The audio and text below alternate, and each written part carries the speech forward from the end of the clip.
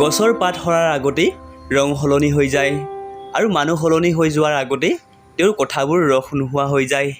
আমি মধ্যবিত্ত, নিজৰ সপোনটো ভাঙি আনৰ সপোনবোৰ সজোৱাৰ চেষ্টাৰেই পাৰ হৈ যায় আমাৰ জীৱন। আৱেগৰ পথত নচলি বিবেকৰ পথেৰে চলিবলৈ শিকিব। দেখিব আপুনি আপোনাৰ জীৱনটো সুন্দৰকৈ গঢ়ি ল'বলৈ পাৰিব।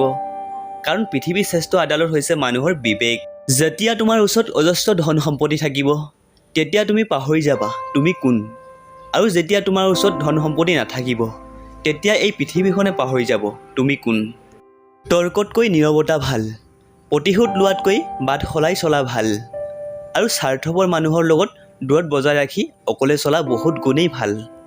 পৰিশ্ৰম কৰা সময়ত যদি আপুনি আৰাম কৰি সময় অতিবাহিত কৰে তেনেহ'লে আৰাম কৰা সময়ত আপুনি পৰিশ্ৰম কৰিব লাগিব। জীৱনৰ আটাইতকৈ কঠিন পৰীক্ষা হৈছে ধৈৰ্য। সঠিক সময়ৰ বাবে সকলো সময়তে অপেক্ষা কৰা।